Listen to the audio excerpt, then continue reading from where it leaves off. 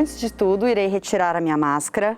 Estamos num ambiente seguro, respeitando o distanciamento social.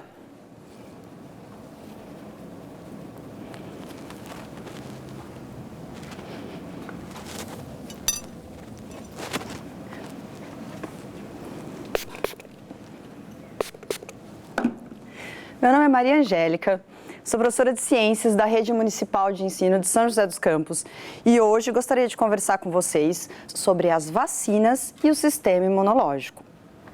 Vamos falar da história das vacinas. Vamos começar explicando o que é o sistema imunológico. Os seres humanos são compostos de células, somos um conjunto de células e temos um grupo específico de células que nos defendem de possíveis ataques de micro-organismos patogênicos, ou seja, micro-organismos que causam doenças, como os vírus e as bactérias. As células como o neutrófilo, eosinófilo, basófilo, linfócito e monócito são responsáveis por percorrer todo o nosso corpo em busca desses possíveis invasores que podem causar doenças com sequelas ou morte. E como o sistema imunológico funciona? Primeiro, acontece a infecção.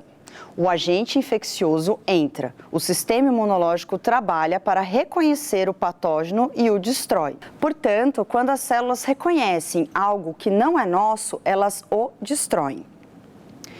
O segundo momento é o contra-ataque. Após a identificação e a destruição, o sistema imunológico fica com a memória desse patógeno. Ou seja, quando nos infectamos por uma doença e nosso sistema imunológico nos salva, nós manteremos dentro de nós a memória. Nós somos seres humanos compostos de célula. Se nós nos lembramos, todas as nossas células se lembram, inclusive a do sistema imunológico. Terceiro, memória. A construção dessa memória consiste em produzir anticorpos contra esse patógeno. Quando entrarmos em contato com esse micro-organismo patogênico, esse vírus, essa bactéria, nosso organismo irá se lembrar e produzir anticorpos específicos contra aquele micro-organismo. Assim, se temos anticorpos, por que é importante tomar a vacina? A vacina é um jeito do sistema imunológico se lembrar de como combater a doença sem que fiquemos doentes. Vamos falar da história da vacina. Quando o homem compreendeu a relação entre os micro-organismos e as infecções, as doenças. Varíola é uma doença moderna? Não. O registro histórico dela data de antes de Cristo, mas podemos falar que os chineses foram os primeiros a descrever e pensar sobre essa relação. Então, o que eles faziam? A varíola, ela causa pústulas ao longo de toda a pele, onde bolas de pus se formam. Os chineses retiravam esse pus dessas feridas, secavam ao sol, transformando-as em pó e sopravam dentro das narinas de pessoas sadias. Também haviam métodos como pegar um paninho com este pó e deixar no nariz da pessoa durante um tempo, de modo que o nariz ficasse um pouco ferido. Mas isso é o primeiro registro que a gente tem de uma tentativa de imunização. A diferença entre o veneno e o remédio é a dose. O primeiro registro moderno das vacinas aconteceu em 1798 com Edward Jenner. Jenner publicou um estudo de 20 anos de observação, onde ele constatou que as ordenhadoras de vacas no interior da Inglaterra não desenvolviam a varíola. Jenner se perguntou, mas por que um grupo determinado de pessoas não desenvolveu a doença, ao contrário do outro grupo? Jenner, durante a sua observação, verificou que as ordenhadoras que entravam em contato com esse pus não ficavam doentes. Após a observação, Jenner partiu para a experimentação. Ele teve a brilhante ideia de retirar as pústulas das tetas das vacas e inocular em uma criança. Após um tempo, Jenner inoculou novamente o vírus da varíola na criança, só que dessa vez o vírus encontrado em humanos e a criança não ficou doente. Portanto, Jenner é considerado o pai da vacina. Atualmente, na produção de vacinas, utilizamos vírus inativos ou partes dos vírus, tornando o método muito mais seguro do que na época de Jenner. Em 1881, Pasteur constatou a relação entre micro-organismos patogênicos e as doenças e infecções. Para homenagear Jenner, Pasteur nomeou a vacina, que só recebe esse nome porque vacina vem de vacinos, que é derivado de vaca. Ou seja, ao contrário do que você pensa, vacina não veio do nome varíola, e sim do nome vaca, quem nos ajudou a pensar sobre a vacina. Até hoje, vacina ainda é motivo de discórdia. Em 1914, tivemos a revolta das vacinas no Rio de Janeiro, onde o governo obrigou a população a tomar as vacinas.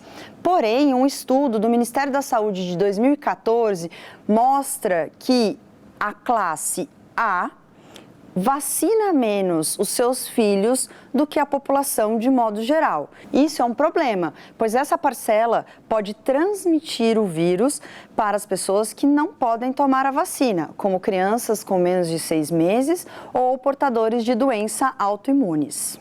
Agora, alguns mitos que eu escuto e gostaria de conversar com vocês.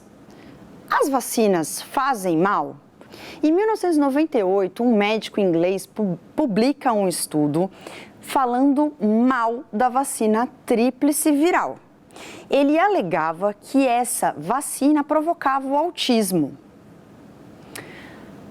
Hoje, esse médico teve sua licença cassada, mas até hoje colhemos os frutos dessa ignorância, desse estudo provocado, porque ele perdeu a licença médica dele, porque adivinhem só, ele era dono de uma nova vacina. Portanto, ele espalhou a fake news que a velha era ruim, tentando vender a sua. Perdeu a licença, mas as sequelas dessa doença chamada fake news sofremos até hoje, como vimos no slide anterior. Ainda existem pessoas, apesar de inúmeros estudos depois disso, com dados amostrais de mais de 500 mil pessoas, ao contrário do estudo falso, onde apenas 16 pessoas foram estudadas, mostrando que não há nenhuma relação entre as vacinas e o autismo. Mas meu tio tomou vacina e teve uma reação. Sim, estamos inoculando algo diferente dentro da gente. Uma forma muito enfraquecida ou totalmente inativa do agente, do vírus causador da doença, é introduzida no organismo.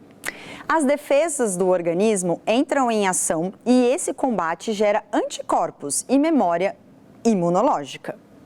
Se no futuro o agente ativo da doença atacar o organismo, os anticorpos específicos produzidos pela vacina vão destruí-lo. Portanto, quando seu tio tomou a vacina e teve uma reação, provavelmente era uma reação ao solvente onde estava esse micro-organismo patogênico dissolvido. Normalmente essas vacinas são inoculadas na região muscular, causando vermelhidão, dor local, possivelmente febre e até dor de cabeça. Mas ao analisar os registros, percebemos que essa reação não é nada comparado ao que tais doenças podem provocar no indivíduo, como sequelas e até mesmo a morte. Mas e nós? O que nós podemos fazer para contribuir para disseminar as doenças em que já existem as vacinas? Vacine-se quando o sistema de saúde promover campanhas de vacinação. Participe de todas as campanhas de vacinação, leve sua família e leve a carteirinha. os reforços das vacinas servem para ativar a memória imunológica. É o caso do sarampo, que era uma doença extinta e que nós, que já tomamos a vacina do sarampo quando éramos criança, estamos tendo que retomar para que antes de entrar em contato com o sarampo, nós, através de uma segunda dose da vacina, ativemos o nosso sistema imunológico, a memória do nosso sistema imunológico. Não é que a vacina deixou de fazer efeito, é que a gente quer barrar o vírus assim que alguém entrar em contato com o vírus através de uma pessoa que não foi vacinada.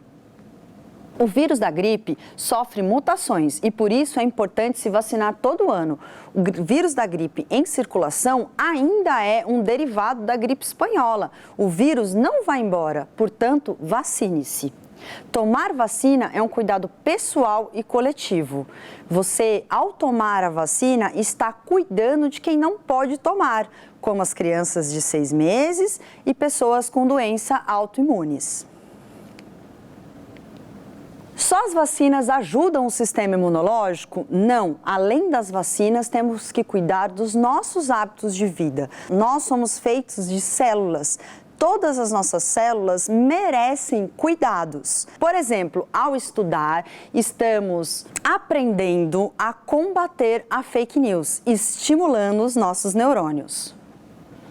Além de estudar, podemos ter outros hábitos de vida que promovem a saúde e o bem-estar, como beber água, dormir bem, comer bem, ler, ouvir música, cuidar de si, do seu estado de espírito e fazer novos amigos.